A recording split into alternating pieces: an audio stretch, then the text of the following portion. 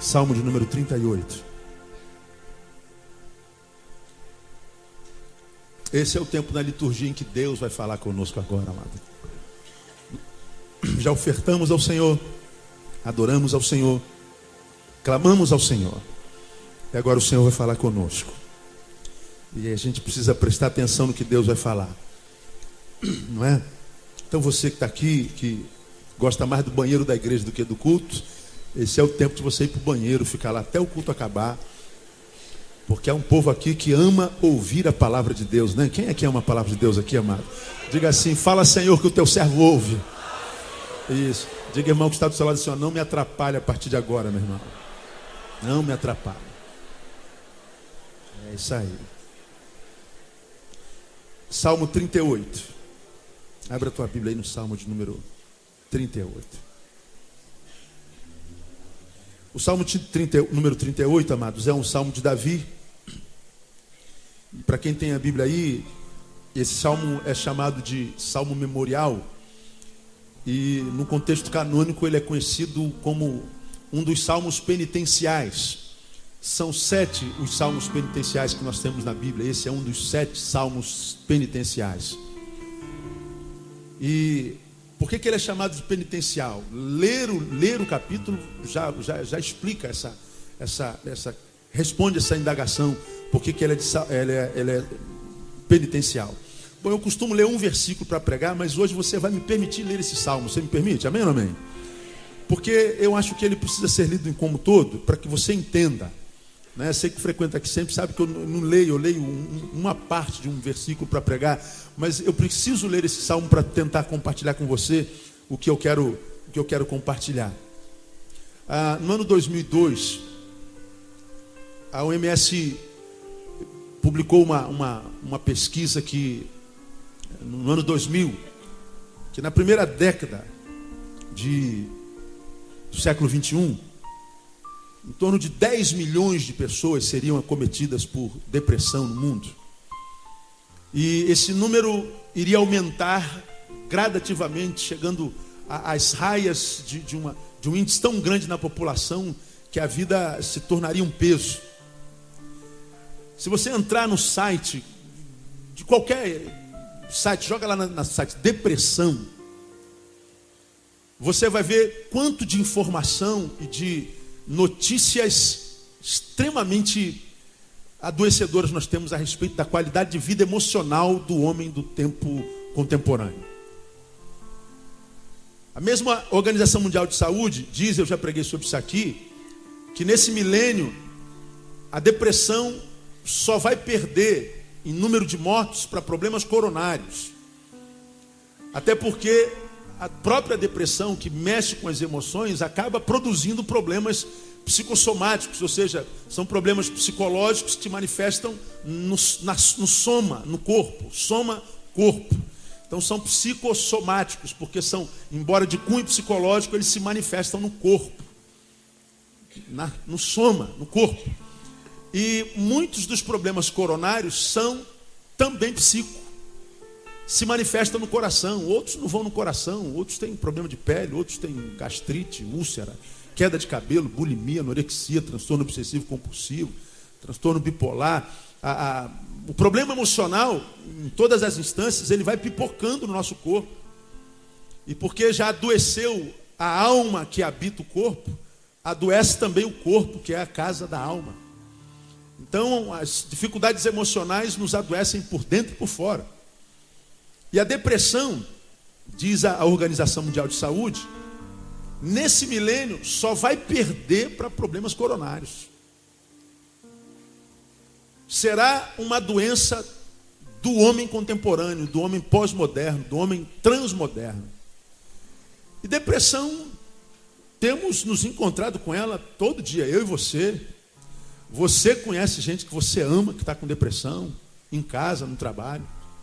Muitos de vocês aqui sentados têm depressão, ninguém sabe, e alguns outros sabem. Centenas de pessoas que estão aí na internet, no mundo inteiro, e vão ouvir esse CD, têm depressão. Alguns buscam ajuda para a depressão, para tentar vencer a depressão, vencem, outros não. Outros sequer buscam ajuda porque tem vergonha de falar que estão com depressão, tem problemas emocionais. E quando a gente tem depressão, problemas emocionais profundos, a vida vai perdendo o sentido, ela vai ficando insossa. Aquilo que a gente amava, nós éramos apaixonados pela nossa esposa, a esposa vai perdendo sentido. Nós éramos apaixonados pelo marido, o marido vai perdendo sentido, o filho vai perdendo sentido. Emprego, dinheiro, bens, coisas, casa, carro. Parece que as coisas vão como que virando uma cinza. Você pega um cigarro que é do tamanho de um dedo indicador, você começa a fumar, não deveria, mas fuma. Aquele cigarro ele vai diminuindo, né? À medida que você vai fumando, tragando. Aquilo que é um objeto concreto, ele vai se transformando numa cinza, e aquela cinza vai diluindo diante do fumante, até que sobra só a guimba. O fumo acaba, ele dizima, ele vira uma cinza. A depressão, a angústia de alma, ela vai fazendo isso com a gente. Parece que a nossa vida, a vida da pessoa que tem problemas emocionais, ela vai virando cinza. Há um momento em que a coisa se torna tão aguda, que a gente tem a sensação, na depressão, que a gente passa a mão assim nas coisas que a gente tem. Está aqui um púlpito de acrílico, é concreto, e a gente não consegue vazar a mão não atravessa. Mas às vezes a vida de uma pessoa fica tão sem sentido que ela tem a sensação que se a gente passar a mão assim nela, a gente vaza, porque não tem mais nada dentro de concreto, de valor. A vida acaba antes da vida acabar. A morte chega antes da morte chegar. Eu tenho falado muito e repetitivamente sobre isso aqui. E eu não falo sobre isso muito e repetitivamente à toa. É porque eu me encontro com muita gente e isso assusta às vezes. Às vezes eu me assusto com o que eu encontro no caminho. Então, o pastor Neil, quando ministro, quando pastoreio, eu tento fazer desse púlpito a resposta do meu convívio semanal, do meu convívio mensal. Eu tento daqui dar resposta para o que eu encontro no caminho no dia a dia.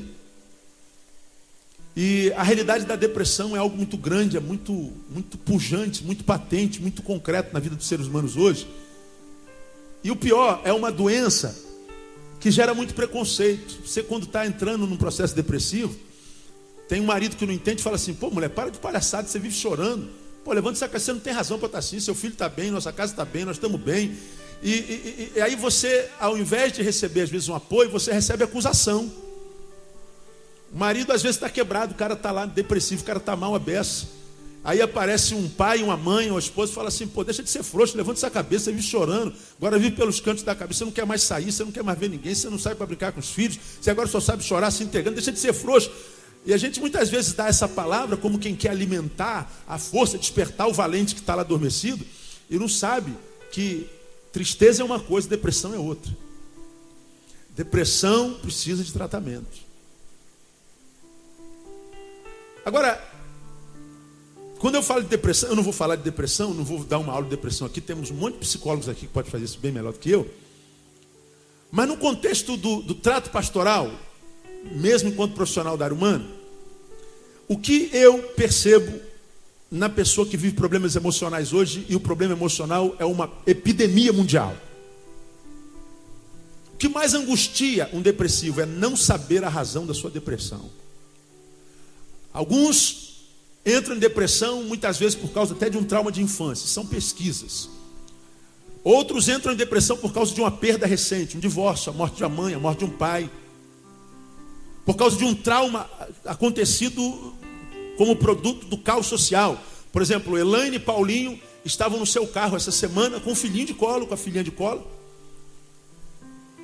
E lá onde eles moram, no Valqueira, é um lugar muito bom de se morar, tranquilo. Eles foram abordados por um grupo de homens, 15, que estavam indo invadir uma outra favela, estavam fazendo um arrastão para pegar carro para invadir. E eles entraram no carro do Paulinho, da Elaine, com a criança e tudo, com violência, com grosseria.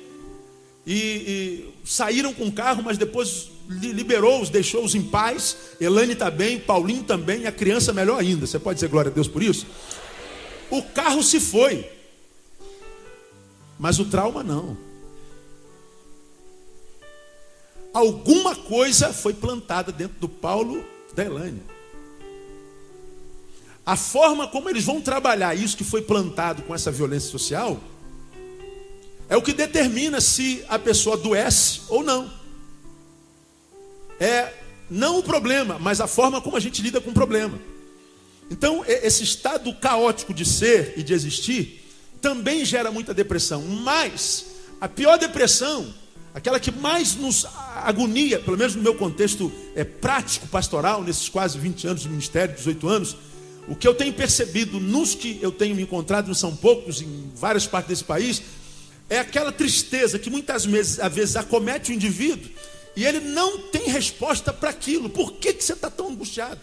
Por que esse vazio se instaurou no ser de uma forma tão arraigada que diz assim: eu não saio daqui, meu nome é tristeza e eu vou ficar aqui para sempre. Você luta contra esse negócio, você corre, você arruma a fazer, você arruma lazer, você conversa, mas aquele troço se aloja lá dentro.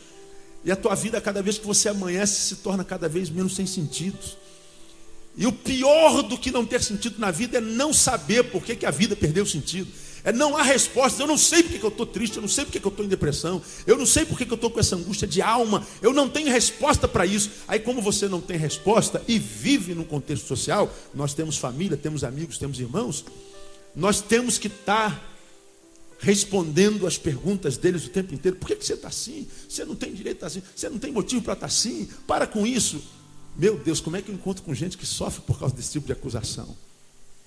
Então hoje, amado, eu queria falar com você, à luz do que viveu Davi, o homem segundo o coração de Deus, sobre detectando as razões da nossa tristeza. Porque muitas vezes, pior do que a tristeza, é a gente não conseguir detectar a razão dela. Então, leia comigo o Salmo de número 38 para você me entender. Ó Senhor, não me repreendas na tua ira, nem me castigues no teu furor. Porque as tuas flechas se cravaram em mim, e sobre mim a tua mão pesou. Bom, pelo menos essa era a ideia que Davi tinha.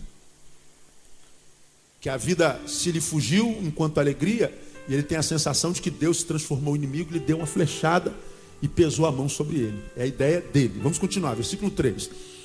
Ele continua dizendo a respeito de si: não há coisa sã na minha carne, não por causa da tua cólera, nem a saúde nos meus ossos, por causa do meu pecado.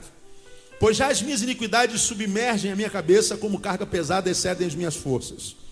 Minhas chagas se tornam fétidas e purulentas, por causa da minha loucura.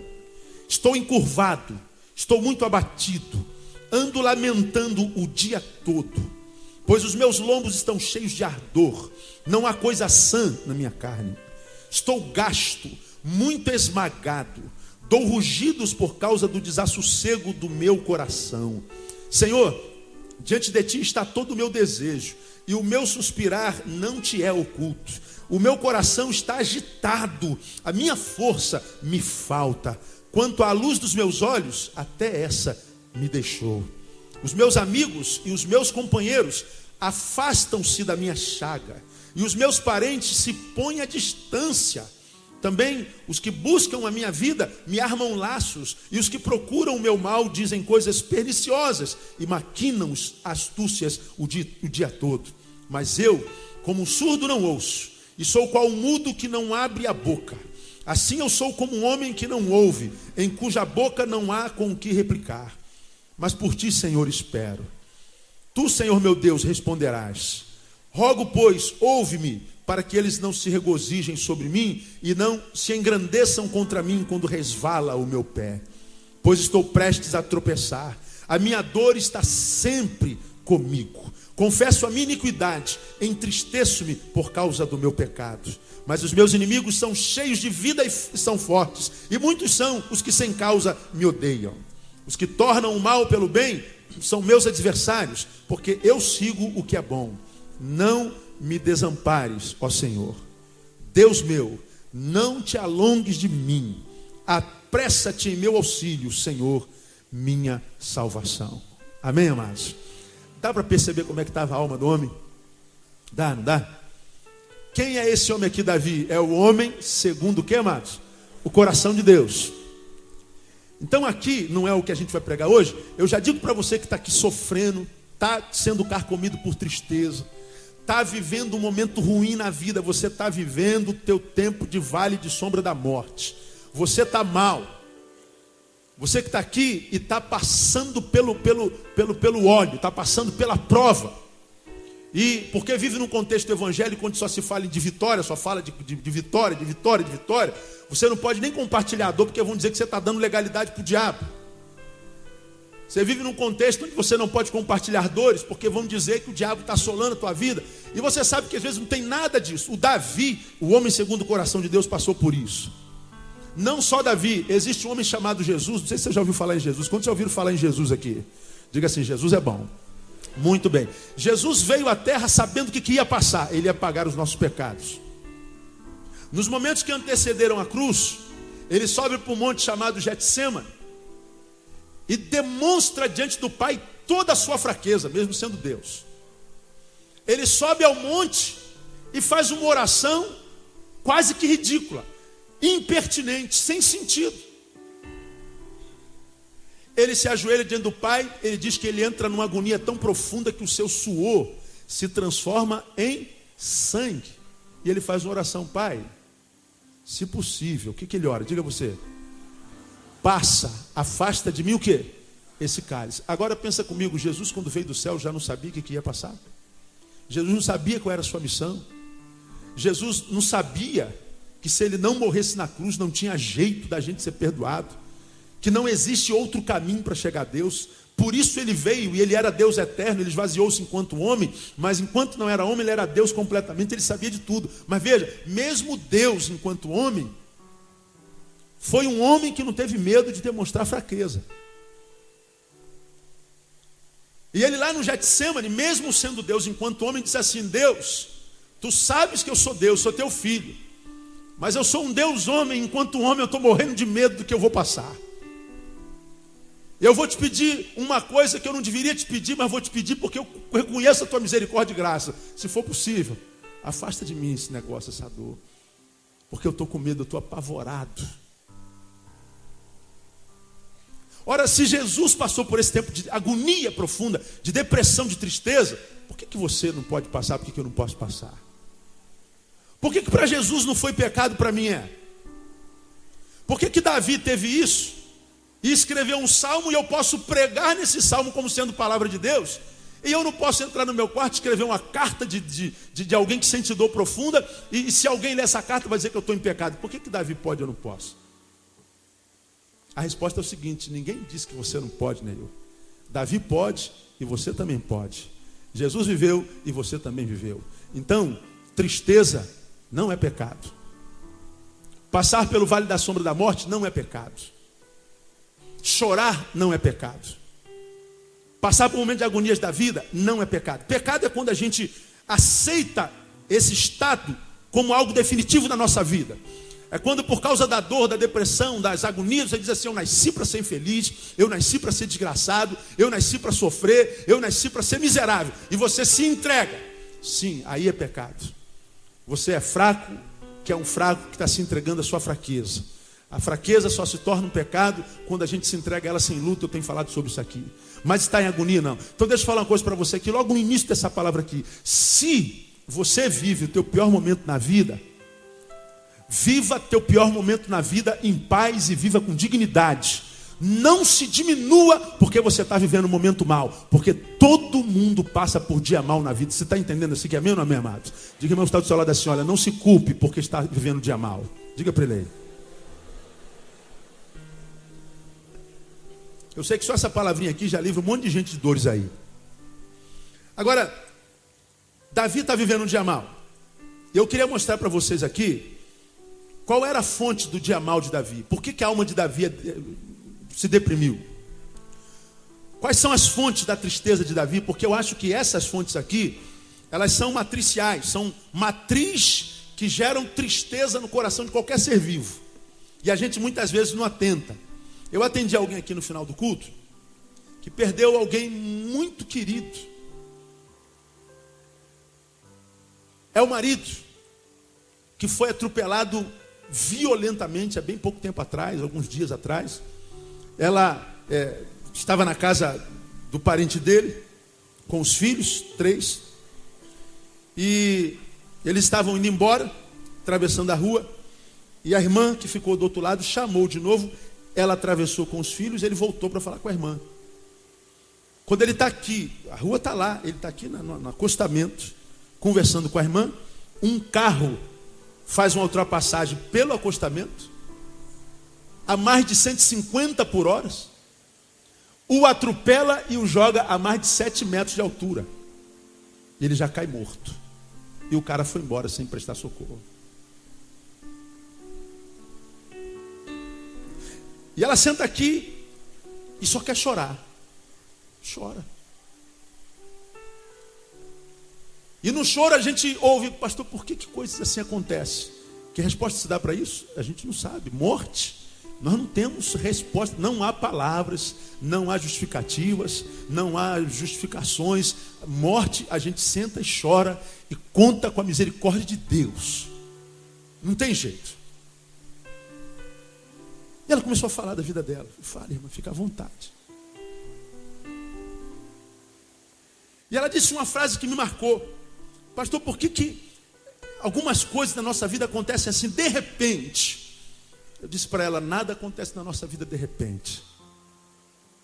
Principalmente, eu digo a vocês, quando é questão de alma, quando é questão emocional. Ninguém adoece por tristeza ou depressão da noite para o dia.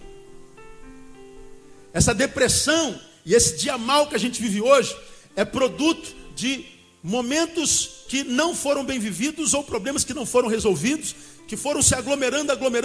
Chega uma hora que ele chega ao limite e a gente cai doente. É um processo. Então você que está aqui vivendo o dia mal, portanto essa palavra aqui é daquelas que eu falo assim, ó, não é para nós, essa palavra é para eu e tu. Essa palavra é para o indivíduo. Ninguém está aqui, tem condição, à luz dessa palavra que eu vou ministrar a você, de dizer aqui, pô, fulano tinha que estar aqui provisto. Não, ninguém pode. Essa palavra é para cada um de nós individualmente, porque essa palavra não é para esse homem que está sentado aqui, é para esse homem que está dentro de você, que ninguém conhece, que ninguém sabe como está. Então, se essa palavra aqui é para você, receba essa palavra, porque para mim essa palavra de hoje é uma declaração de amor de Deus para a tua vida, para te dizer assim, filha, eu estou vendo as tuas lágrimas, estou vendo o teu choro, estou vendo a tua dor. E hoje eu vou renovar a tua força no nome de Jesus. É isso que o Senhor vai fazer hoje nessa noite aqui, com o amor da sua palavra. Davi estava mal. Qual eram as fontes da sua tristeza? Primeira fonte está aí, nos versículos 3 e 4. Olha lá. Ele diz assim, não há coisa sã na minha carne, por causa da tua cólera. Nem há saúde nos meus ossos. Não há saúde nos ossos, porque, leia você, por favor. Por causa do que, amado? Por causa do meu pecado. Davi olha para si e diz, não há nada, não há saúde nos meus ossos, por causa do meu pecado. Davi detecta a primeira fonte de tristeza que assola a alma dele, pecado. Aí você fala assim, pô pastor, pensei que esse sermão ia passar pelo lado da psique, da filosofia, da psicologia, o senhor já vai voltar para o pecado. Eu sei que pecado não está em moda hoje, né, irmão? Falar em pecado saiu de moda. Pecado não existe, pecado é invenção do homem. A gente acha que nós somos livres exatamente para fazermos o que a gente quer. Ele acha que nós, em nome dessa liberdade, que se tornou libertinagem, nós podemos nos entregar a qualquer tipo de prática, mesmo que essa prática seja contrária à vontade de Deus para nós. Aí sabe o que acontece, irmão? Eu vou pregar isso aqui logo, só vou dar uma palhinha porque daqui a pouco vira lei, eu não vou poder mais falar. Nós vemos o que está acontecendo, por exemplo, no Brasil, no campo da sexualidade. Está para ser aprovada uma proposta no Senado e no Congresso, em que a ideia é contra a homofobia. Eu sou contra a homofobia. Qualquer homofóbico tem que ganhar uma surra, né? A gente não tem que se meter na sexualidade de ninguém. Cada um faz do seu corpo o que quer. Agora, a lei é muito estranha. Por quê? Porque no Estado democrático de ser, uma das marcas da democracia é a liberdade de expressão de opinião. De modo que, se eu sou vascaíno, eu tenho liberdade para dizer que eu não gosto do Flamengo. Se você é flamenguista, você tem liberdade para dizer que não gosta do Flamengo. Ninguém pode se intrometer no teu gosto. Do Vasco, não é? Se você vai para um restaurante e não gosta de feijoada, quer comer rabada, Você não come feijoada, come rabada. Ninguém é obrigado. Você vai ter que comer rabado. Não, nós somos uma democracia. Você quer uma parede vermelha, você pinta a parede vermelha. Se eu não gosto, eu só posso dizer, eu não gosto da parede vermelha. O problema é teu. A gente pode falar mal de político, pode falar mal de pastor, pode falar mal do Papa, pode falar mal do presidente da República. Mas, se a gente falar daqui a alguns dias do homossexual, a gente é preso, pega 2 anos de cadeia. De modo que eles querem enfiar na nossa goela a concordância com a prática que é deles. Eu não enfio na goela de ninguém, muito menos na deles, que eles têm que concordar comigo porque eu sou hétero. Não. Não interessa se concordo, se eu sou hétero, se eu sou homo. Também não deve interessar eles se eu me importo se eles são homos, se são héteros. O que está em discussão é a nossa capacidade de discussão, a nossa liberdade para discutir. E eu não discuto isso. Se aprova, se não aprova, para mim não muda nada. Pode aprovar a lei. Eu não sou homofóbico, nunca vou ficar pregando aqui sobre homossexualidade. O problema é de cada um. Cada um faz o que quiser com o seu corpo.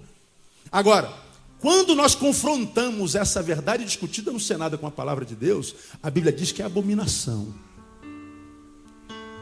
E nós vemos um país que está pintando isso como se fosse uma coisa muito bonitinha e normal.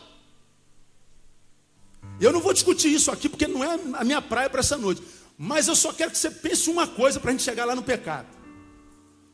Se a homossexualidade é algo normal, imagina se Adão fosse homo, se Eva fosse homo. Se Deus tivesse criado Adão homossexual, não gostasse de mulher. Se Deus tivesse criado Eva homossexual, não gostasse de homem. O que aconteceria com a criação? Onde é que você estaria essa hora? Você não estaria. A ordem para a criação foi crescer e multiplicar-vos. Agora, quando a gente incentiva isso, tem gente aí que vive dentro da igreja homossexualmente. E acho que Deus abençoa. Problema de cada um. Eu não estou criticando, você é livre para isso. Agora, esse mesmo plano que diz que eu posso ter relações com o mesmo sexo, cada um deve ter o direito a isso. Eu vou dizer uma coisa que eu vou escandalizar você, irmão. E as pedras virão no e-mail amanhã de manhã cedo, pode esperar. Quando o cara vai dizer, pastor, união civil entre homossexual, contra ou a favor? Depende do que você chama de união civil. A união civil não é casamento. Não é aqui instituído pelo pastor, pelo padre, vai lá no cartório. O nome dela agora vai mudar para isso, o nome dele vai mudar. Não, não é isso. A união civil é o seguinte, o sujeito resolveu morar com o sujeito. E eles constituem bens. Ele faz uma união civil. Se ele morre, quem é que fica com os bens daquele cara com o qual ele viveu 20 anos? A família que o abandonou porque é homossexual, depois de 20 anos ele morre de AIDS, a família vem e pega os bens todinho. E o cara que viveu com ele 20 anos morre de fome. Você acha que a família que o abandonou tem direito aos bens dele? Não. Eu acho que tem que ficar com o outro mesmo. Questão de justiça. Agora, pastor, o que isso tem a ver com o pecado? Simples. Essa mesma lei que cultua o que a Bíblia condena, não é o Neil, não é o pastor, não é o Papa, é a Bíblia. Leia Romanos capítulo 1. É uma sociedade que está virando as costas para Deus e voltando-se para a transmodernidade.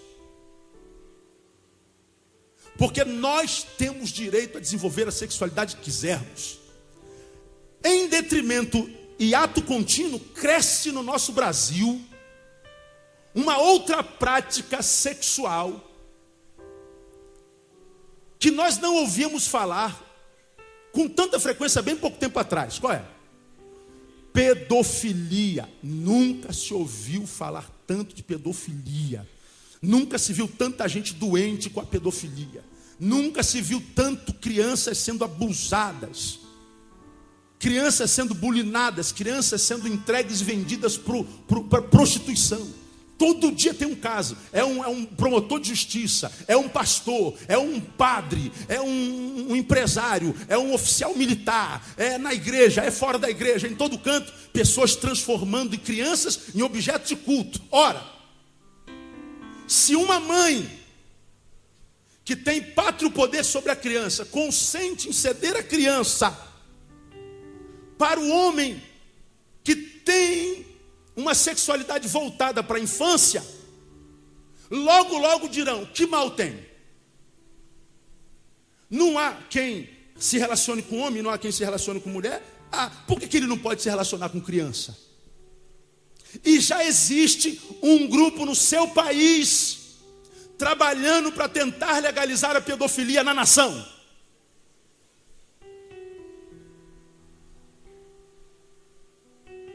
Do jeito que anda a nossa sociedade, não me espanto se daqui a algumas décadas ou antes disso, nós tenhamos que botar uma coleira na nossa filha para não sair na rua, para não ser abusada. Aí nós vemos a sociedade caminhando cada vez mais na degradação ética, moral. Todo mundo apoiando a passeata gay. Problema nenhum com a homossexualidade. Agora precisa ser promíscuo, precisa ser indecente, precisa ser imoral, amoral. Não. Agora, isso aqui, eu estou falando sobre o pecado coletivo da nação. Eu estou falando sobre o pecado da sociedade dentro da qual nós estamos inseridos. Junto com isso vem violência, vem morte, vem corrupção, vem toda sorte de mal, toda sorte de doença existencial e social. E a gente tem notícia disso todo dia na televisão. Todo dia um policial morto, todo dia uma criança jogada do 6º andar, todo dia uma criança arrastada por um carro, todo dia uma criança abusada, todo dia uma violência atroz, todo dia um grupo de policial invadindo uma população e matando um trabalhador, atropelando uma criança, todo dia desgraça acampada ao nosso redor. E nós estamos no meio desse tiroteio de informações malignas, que na verdade são frutos do pecado social, e nós estamos aqui no meio, sendo bombardeados por informações de toda sorte maligna, e a gente não sabe por que a nossa alma vai se deteriorando, por que a síndrome vai pegando, por que o medo, o transtorno compulsivo, por que o pânico vai nos acometendo, porque talvez a bala perdida ainda não pegou no nosso corpo, talvez o nosso filho não tenha sido jogado do 6º andar, talvez ainda não tenha abusado da nossa filha, mas está acontecendo do nosso lado todo dia. Como a massa humana, como a raça humana é um só, quando acontece em qualquer um de nós seres humanos, acontece com todos nós seres humanos. E por que isso tudo está acontecendo? Produto do pecado. O pecado do indivíduo que se manifesta na sociedade. Davi está dizendo que quando ele percebeu que pecou, ele está falando do pecado com Batseba, que era o sexual, ele está dizendo que os seus ossos não tinham saúde. Agora a palavra de Davi, quando ele diz não há saúde nos meus ossos por causa do pecado, do que Davi está falando? Osso não é corrido por pecado. Você sabe que você vai morrer, não sabe? Eu também, todos nós. Depois que a gente morre, nós somos enterrados. Depois de 3 anos, nós somos exumados. O que é exumação? Quem é que sabe? O que é exumar? Falem. Exumar é retirar o quê? Os ossos. Porque você vai ser enterrado, deitadão lá. Aí tua carne vai ser comida. Aí os ossinhos vão ficar tudo soltinhos lá dentro da caixinha assim. A exumação, o que faz? O coveiro vai lá, tira, junta os ossos tudinho assim, com a pazinha, joga dentro de uma caixinha menor, para enterrar o próximo da família. Aí depois que enterra o próximo, que vai ficar com os ossinhos lá esticadinhos assim, bota os ossinhos naquela caixinha e bota do ladinho. Os ossinhos do meu pai estão tudo lá.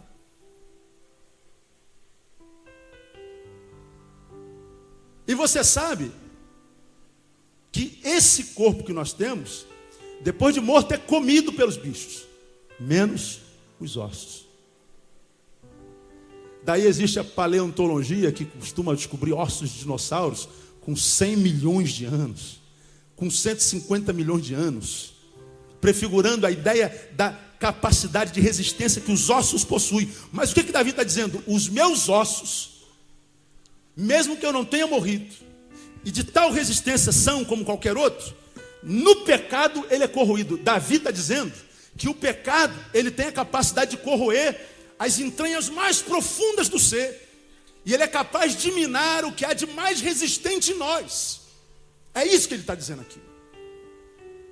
Alguns de vocês estão aqui passando por depressão, porque quem sabe estão vivendo uma vida de tal forma pecaminosa, mas quem sabe o pecado virou um bichinho de estimação. Você faz há muito tempo, se acostumou com ele e já acha que não é pecado mais. Mas a tristeza se instalou junto com o pecado. E você não consegue vencer essa tristeza. E Deus está falando aqui, talvez você vença quando você abandonar o pecado. Porque o pecado acelera o processo de deteriorização do homem. Vai até os ossos. Então, amado, quando nós estamos vivendo esse tempo de tristeza, de agonia, nós vivemos como uma das fontes disso tudo, o pecado. O pecado social, nós vamos de mal a pior, e o pecado individual. O pecado que nós sabemos que carregamos em nós, na nossa carne, que ninguém sabe. A vida mentirosa, a vida de duas faces, de duas caras, a vida de parecer ser não sendo. E Deus está dizendo isso tudo, não reverbera só no mundo espiritual, isso reverbera no nosso mundo biológico, no nosso mundo psicológico. Ninguém consegue ter equilíbrio emocional se anda em pecado. Uma outra fonte está aí no versículo 9. Ele diz assim: Senhor, diante de ti está todo o meu desejo, e o meu suspirar não te é oculto. No versículo 18, ele fala assim: confesso a minha iniquidade, entristeço-me por causa do meu pecado. No versículo 10, ele diz assim: o meu coração está o quê? Agitado, a minha força me falta. No 9 ele fala: meu suspirar não te é oculto. No 10 ele diz: meu coração está agitado. No 18 diz: entristeço-me por causa do meu pecado. A segunda fonte de tristeza de Davi era ansiedade no coração. Todo o meu desejo, meu suspirar, minha ansiedade não te é oculta. Ansiedade é uma fonte de morte. O homem ansioso nesse tempo vai sofrer, irmão. Você é ansioso? Quantos ansiosos nós temos aqui, irmão? Nossa, meu Deus do céu. O que é ansiedade? Eu nem pedi para levantar a mão, hein? Agora eu vou pedir. Quem se confessa ansioso aqui? Pastor, eu sou ansioso. Meu Deus, quase todo mundo, né? É um mal do século. O que é ansiedade? A ansiedade é tentar antecipar a agenda da vida. Isso é ansiedade. Não está escrito em lugar nenhum isso. O ansioso, ele antecipa as coisas. Viver o hoje já está complicado. Agora, para o ansioso, o hoje é pior ainda, porque ele não só não vive o hoje, como ele traz o amanhã para hoje. E porque ansioso não consegue resolver nem o hoje nem o amanhã, o que acontece? Quando chega amanhã, e o amanhã se transforma hoje, ele carrega a culpa de não ter vivido ontem bem, aí traz a culpa do ontem para hoje, e traz a preocupação do amanhã para o hoje. Então no hoje ele vive o ontem, o hoje e o amanhã. Aí ele fala assim: meu Deus, minha pressão está sempre alta, o que está acontecendo? É muito hoje no mesmo dia, irmão. É muito problema, muita pressão. Ah, pastor, não consigo emagrecer. Não tem como, irmão. Você está comendo de ontem, de hoje e de amanhã. Eu não consigo dormir. Claro, não tem como. Você está com a carga no travesseiro de ontem, de hoje e de amanhã. Não tem como viver uma vida equilibrada se a gente se permitir dominar pela ansiedade. Você está aqui hoje e Deus está ministrando uma palavra de cura, uma palavra humana. Aí você está aí ansioso: meu Deus, minha conta vence na sexta-feira que vem. Jesus amado, como é que vai ser? Se eu não pagar essa conta, Deus tem misericórdia. Levanta alguém aqui para me dar uma oferta, Jesus. Toca no coração de alguém. O cara está lá na sexta-feira. Hoje é domingo, dia 15. Ele está lá na sexta-feira. Aí o domingo passou. Culto acabou. Já acabou o culto, irmão. Já acabou, irmão. Já acabou, irmão. Como é que foi o culto? Foi uma bênção, mas nem vi. Você não estava aqui. Amanhece amanhã, tua cabeça está na sexta-feira. Amanhece terça, tua cabeça está na sexta. Quarta, quinta, tua cabeça está na sexta. Quando chega na sexta, você não viveu nem um domingo, nem segunda, nem terça, nem quarta, nem quinta. Tua sexta é um inferno. Tua sexta-feira é uma desgraça. Você diz: meu Deus, o diabo está se levantando contra mim. O diabo vai falar assim: para você eu não preciso nem me levantar, filho. Você se basta. Você é o seu próprio Satã. Você é o seu próprio Satã. Davi está dizendo assim: meu Deus, eu estou sendo tomado pela ansiedade. É aquela sensação, irmão, que gera desespero, a gente não consegue controlar. Você fala assim, eu não vou me preocupar, eu não vou me preocupar, eu não vou me preocupar, não vou me preocupar, eu não vou me preocupar. Aí você, eu não vou me preocupar, eu não vou me preocupar, eu não vou me preocupar. Você não sabe que eu não vou me preocupar, já é uma preocupação enorme. Eu não vou me preocupar, eu não vou me preocupar. A gente não consegue largar de lado, o Senhor está na tua mão. A gente é dominado por aqueles sentimentos. E isso acontece de quando em vez, o que não pode acontecer a vida inteira. Você não pode ser escravo dos seus sentimentos, você tem que ser senhor dos seus sentimentos. Você não pode perder o controle das tuas emoções, você tem que ter a rédea das tuas emoções. Porque se a gente perde o controle e a gente não consegue se autodominar, se a gente perde a rédea da nossa direção, da nossa própria vida, a nossa vida entra em depressão, nossa vida é carcomida pela tristeza. Há uma palavra na Bíblia que é muito interessante, é Provérbios capítulo 12, não precisa abrir lá não, deixa aí no Salmo que eu leio para você. Provérbios capítulo 12, nós vemos o salmista falando uma coisa muito interessante. No versículo 25 ele fala assim: a ansiedade no coração do homem o abate. A ansiedade no coração do homem o abate. O que Salomão está dizendo aqui nesse capítulo é o seguinte: quem se permitiu tomar pela ansiedade está dominado pelo pior inimigo que um ser humano possa ter. Esqueça os inimigos do lado de fora, porque você tem um inimigo dentro que te abate sem muito esforço. Então, quando a gente tem necessidades na vida, seja de que ordem for, e quando não são supridas, nós ficamos retroalimentando aquela necessidade, e a ansiedade nos pega, aí nós estamos perdidos. E nós vivemos num tempo de profundas ansiedades, um tempo de profunda preocupação, um tempo se vai dar certo ou não. Eu comecei a palavra falando assim, eu saio de casa, eu não sei se eu volto. E o desejo de voltar gera ânsia. O desejo de ver os problemas resolutos, resolvidos. O desejo de ver as coisas indo para o lugar e rapidamente. Só que as coisas hoje não acontecem rápido, a coisa é lenta. E a gente fica desesperado. Às vezes nós estamos aqui, o problema está lá. Mas aqui a gente sente os efeitos do problema lá. Quando a gente tem que aprender a lidar com as nossas ansiedades. Então, amado, para você que está aqui ansioso, eu vou falar como é que vence isso aqui daqui a pouquinho. Lembra que esse ser ansioso no qual você se tornou pode adoecer você de forma a não haver mais cura. Se há algo que você precisa começar a aprender a vencer, é a ansiedade. Porque é uma fonte de morte, é uma fonte de tristeza crônica. E uma última fonte de tristeza na vida de Davi, primeiro é pecado, segundo ansiedade no coração, a terceira está no versículo 11. Olha lá. Ó. Os meus amigos e os meus companheiros, leiam vocês, afastam-se da minha chaga. E os meus parentes se põem como? À distância. Ele está falando de que aqui? De abandono, de rejeição. Meu Deus, abandono e rejeição. Isso é uma fonte de morte terrível. Ele já se sentia doente e enfermo. Mas à medida que seus amigos e parentes se afastavam, sua situação se agravava. E quando a gente está só e doente de fato, a gente tenta achar nos amigos uma âncora não, um gancho no qual nós possamos segurar para que a gente não afunde. Aí a gente já está mal, quando a gente olha para o amigo diz assim, ó, fui, vazei, não conta comigo não. O parente, ao invés de dar uma palavra de ânimo, diz assim, deixa de ser frouxo, pô. Para com esse negócio. E aí a gente, já mal, sozinho, olhamos para o lado onde nós imaginaríamos, podíamos buscar ajuda, e a gente descobre que aqueles que deveriam ser a nossa fonte de vida e de ajuda, também são algozes. E essa indiferença, essa rejeição, gera uma tristeza, muitas vezes profunda e muito aguda. Rejeição, problema familiar.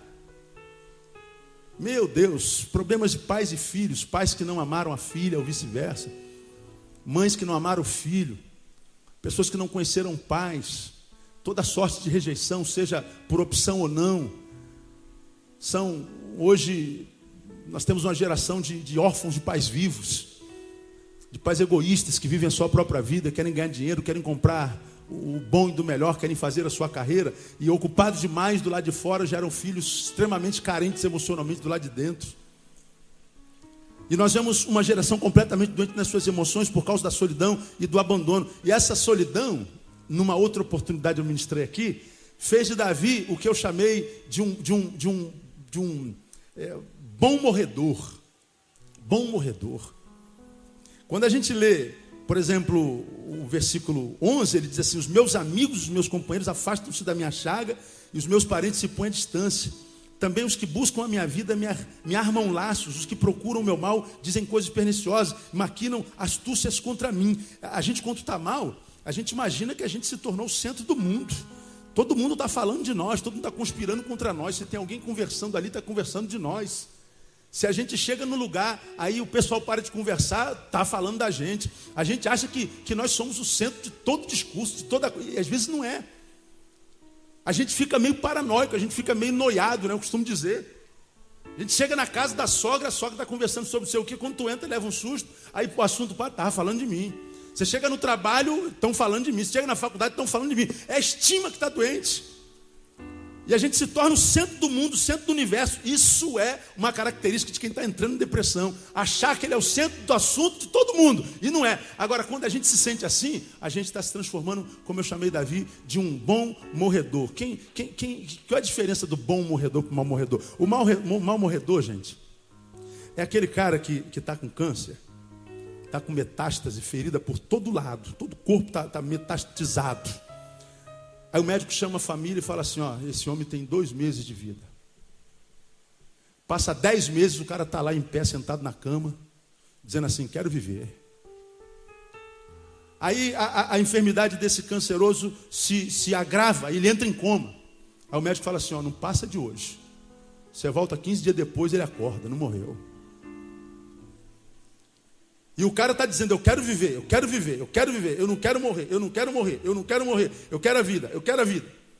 Aí ele tem uma outra recaída, entra em coma de novo, o médico reúne e falou: você sabe que 2 vezes a gente pode até falhar, mas terceira vez, dessa noite, ele não passa mesmo. E toda vez que a gente vai lá naquele quarto, o cara não morre de jeito nenhum. Porque dentro da alma dele existe um mal morredor, ele não quer morrer. Ele abre os olhos e diz: eu quero viver.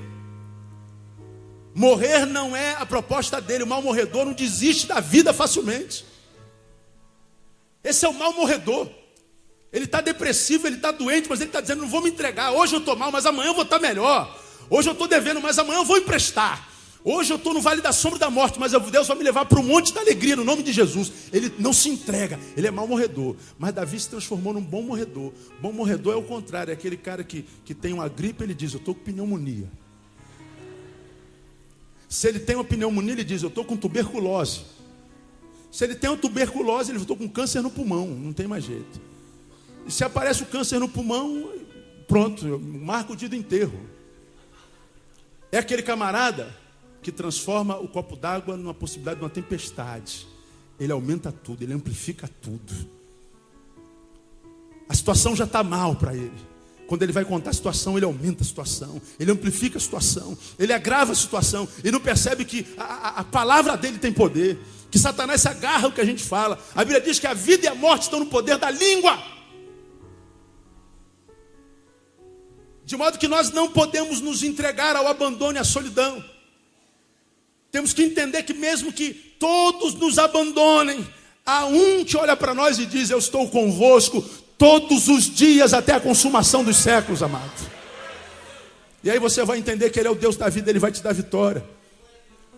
Então a agonia muitas vezes se apresenta na nossa vida tendo como fonte o pecado. Não brinque com o pecado. Tendo como fonte a ansiedade no coração e a antecipação da agenda da vida, e como solidão e abandono. Agora, para a gente terminar, como é que a gente vence esses geradores de doença na nossa vida?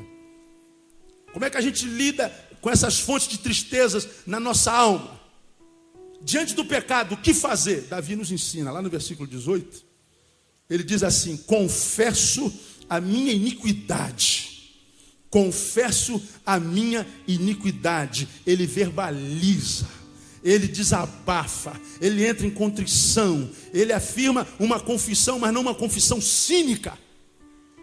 Ele está dizendo: Deus, eu estou em pecado, me acostumei com Ele, tenho prazer nele, Ele já faz parte da minha vida, mas esse pecado que já faz parte da minha vida, já é até de estimação. Eu sei que, embora eu tenha me acostumado com Ele, quando eu confronto com a sua palavra o reprova. Então, à luz da tua palavra, eu vou abrir mão do pecado, perdoa-me. E você vai experimentar na prática o que a palavra diz quando diz: aquele que confessa os seus pecados e o que mais? Os deixa, o que ele alcança? Misericórdia. E a misericórdia do Senhor são a causa de nós não sermos consumidos por dentro e por fora. Alguns de vocês estão aqui e vivem vida pecaminosa grave, ou não grave, mas é pecaminosa. Hoje esse teu pecado é a tua companhia fiel, mas haverá um dia que esse pecado vai abandonar você sozinho. Vai fazer qual fez com uma mulher adúltera, que tinha prazer no pecado que cometia e cometeu durante muito tempo, tinha lucro com isso. Mas um dia ela foi pega nesse pecado e ela foi abandonada por aqueles que com ela dormiam, abandonados por aqueles que eram-lhe sua fonte de renda, abandonado pelo próprio pecado, à vergonha da multidão, humilhado diante da palavra de Deus, da sociedade, porque o mesmo pecado que nos é fonte de alegria pode se tornar um inimigo cruel na nossa vida, e grave.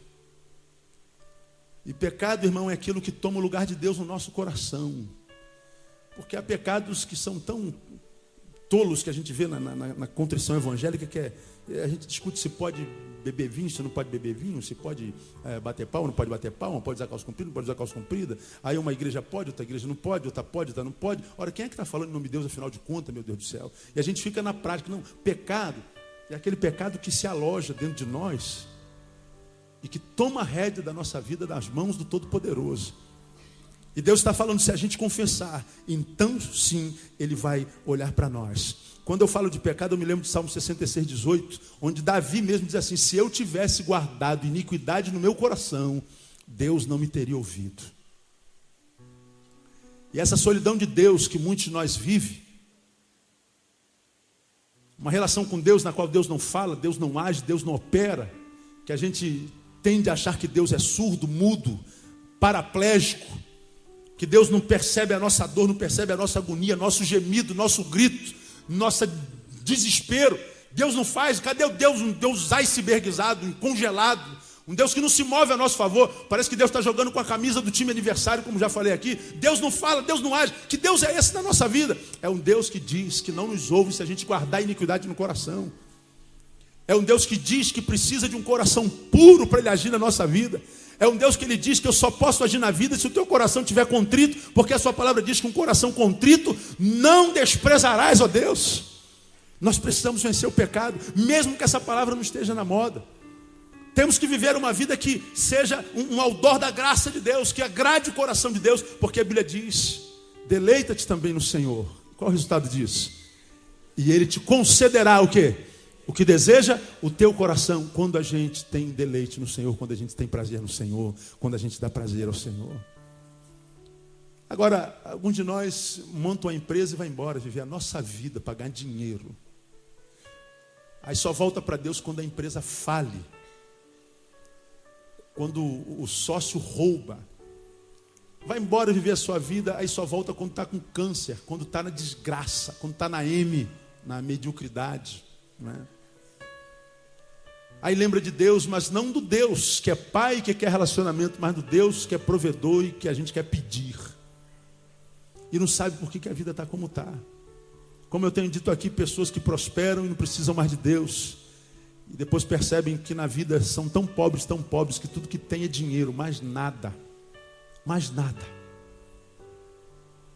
Então você que está aqui, amado, percebe que a tua vida tenha sido uma vida longe do parâmetro de Deus. Deus está falando assim: filho, volta para casa, volta para o meu convívio, eu quero curar essa dor que você está sentindo. E se Davi disse isso, essa verdade é uma verdade da nossa vida: se eu te guardar iniquidade do meu coração, o Senhor não me ouvirá. Se vence pecado, confessando o pecado, deixando o pecado, porque a gente encontra misericórdia. Quando o assunto é pecado, irmão, não existe essa frase: vamos colocar uma pedra sobre isso. Não se vence pecado esquecendo o pecado, só se vence pecado confessando o pecado.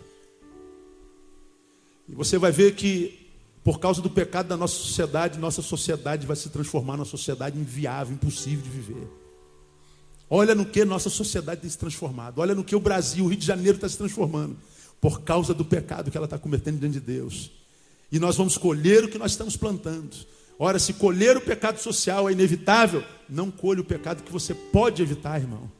Deixa Jesus tomar a rédea do teu coração, entrega a tua vida para Ele, e você vai ver que a tua vida nunca mais será a mesma. Porque a sua palavra diz, se alguém está em Cristo, nova criatura é. As coisas velhas passam e tudo se faz novo. Deus quer gerar uma nova vida dentro de você no nome de Jesus. Diga, irmão, que está do seu lado dessa palavra é com você. Diga para ele.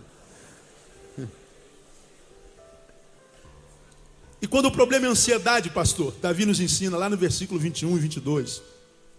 Não me desampares, ó Senhor, Deus meu, não te alongues de mim. Apressa-te em meu auxílio, Senhor, minha salvação. Ansiedade se vence tomando uma atitude de oração. Davi olha para cima. Davi fala com Deus. Davi deságua-se diante dele quando o assunto é ansiedade. Aí nós vemos o apóstolo Paulo falando em Filipenses capítulo 4, em tudo sejam conhecidas diante de Deus as vossas petições. E antes de falar isso, ele fala assim, não andeis ansiosos por coisa alguma, por uma simples razão, amado. Quando você for se relacionar com a vida, nunca se relacione com a vida longe da perspectiva da tua relação com o Pai. Você tem um monte de carência? Tem. Veja-se como filhinho que tem que lidar com essa carência, mas à luz da vontade do Pai. E como é que eu descubro como é que é isso? Veja a relação que você mesmo tem com o seu filho. Se a gente bota uma criancinha aqui correndo no púlpito agora, ela está aqui andando, aprendendo a andar, tem 9 meses, 11, um ano, sei lá.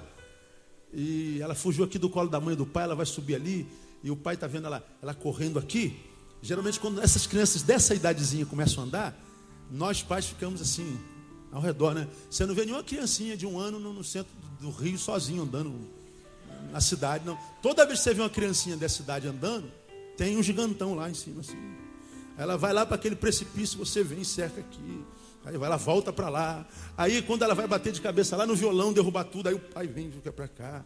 Aí deixa eu falar uma coisa para você, irmão. Essa criancinha é você. E papai do céu está ao teu redor fazendo a mesma coisa. Deus vai cuidar de você no nome de Jesus. Confia. É assim que papai faz com a gente. Agora a gente entra em desesperado porque a gente não acredita que papai vai cuidar da gente. Papai vai deixar a gente por centro da cidade com 1 ano de idade. Papai vai deixar a gente bater com a cabeça no violão. Papai vai deixar a gente cair do prédio. Não, papai não vai deixar. Papai vai cuidar de vocês. E ele diz assim, filho, lança sobre ele toda a vossa ansiedade, porque ele tem cuidado de vós. Amado, dá uma olhadinha para trás, não agora aqui, não é geograficamente. Olha para trás na tua história. Veja quantas vezes na tua vida você passou por momentos tão agudos. E a respeito de alguns desses você disse assim, cara, eu não vou aguentar isso, cara. Deus, eu não vou aguentar isso. Alguns de vocês disseram, eu não aguento mais. Quantos anos tem isso? Você aguentou. Você suportou, você transpôs. Como é que você transpôs se você sabia que você não ia aguentar? Sabe por quê? Porque papai estava lá renovando as suas forças. Diz assim, filho, quando te faltar força, você não vai mais na tua força, você vai na minha força, porque eu sou o teu Deus. É assim que Deus faz. Oh, aleluia. Atitude de oração. Atitude de oração. A melhor forma de ganharmos tempo na vida é gastarmos tempo com Deus. Quem não gasta tempo com Deus ficará sem tempo até para si. A depressão te mata, irmão. Termino. Como vencer diante da solidão e abandono? Dependa só de Deus. 22. Apressa-te em meu auxílio, Senhor. Minha salvação. Bom. Eu quando vivo minha vida, eu trabalho com gente. Terminei, só mais 5 minutos, me dá? Me fazem perguntas para todos os tipos de problemas da vida, porque entendem que um pastor tem intimidade com Deus e Deus revela tudo do coração de pastor, não tem resposta para quase nada na vida. E além de ter que resolver o problema de multidões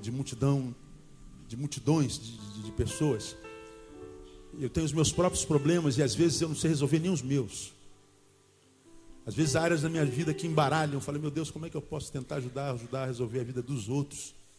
Se tem áreas na minha vida que estão enroladas, que estão embaralhadas.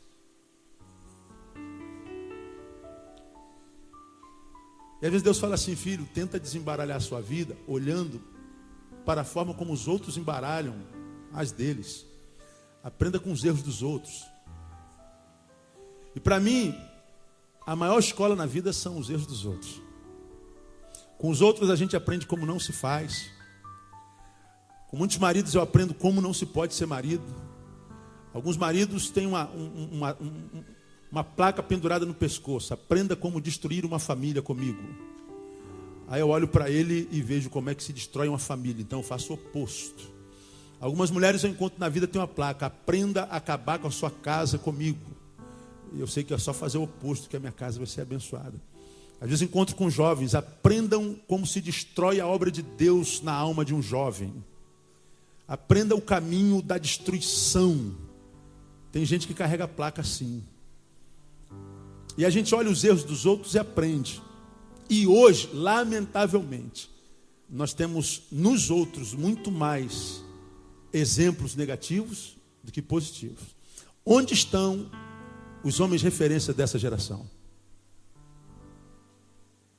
Onde estão os homens que os nossos adolescentes podem imitar que vão se dar bem? Onde estão as referências? Onde estão os homens que marcam a nossa sociedade hoje? Onde é que estão as referências? Cadê eles? Qual é o nome deles? A gente que é um ser sociológico, vive por imitação. Olha ao redor, faça um apanhado na tua relação humana e diga onde é que existem os referenciais, onde é que estão os homens e mulheres a quem possamos imitar? Onde é que eles estão? Não existem. Nós não temos referência, gente. Quem faz sucesso nessa geração é mulher melancia. É Pânico na TV.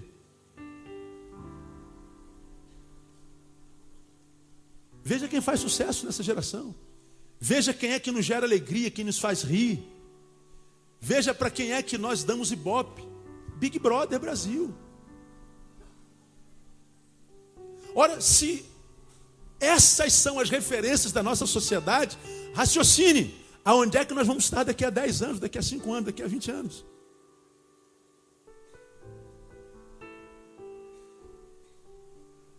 Ora, se eu não tenho referência no próximo, eu não posso esperar nada desse próximo. Costumo dizer que só se desilude quem se ilude. Não se iluda com o próximo.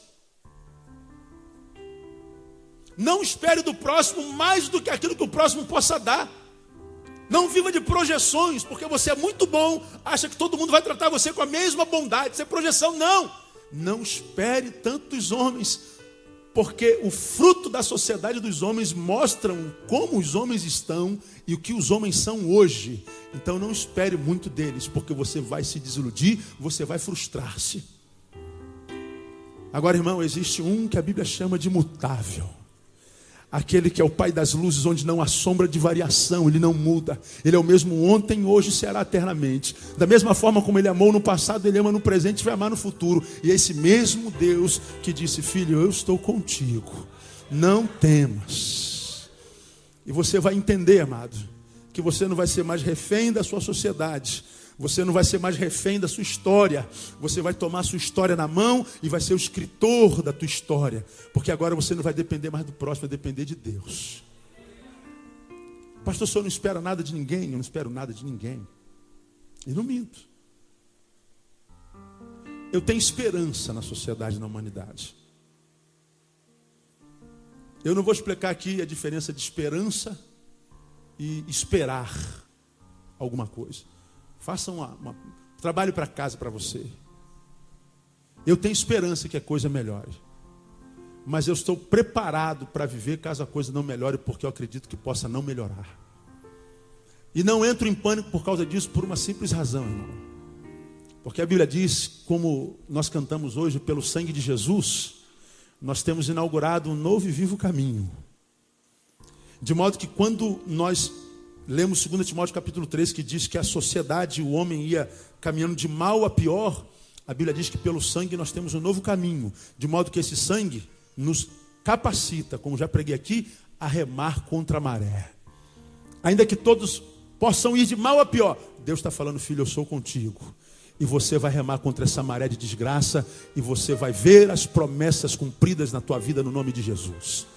Então, para você que está aqui nessa noite, amargurado de alma, com essa palavra Deus está falando assim: filho, eu estou vendo a tua dor e eu quero restaurar você. Tuas fontes, pecado, ansiedade e abandono.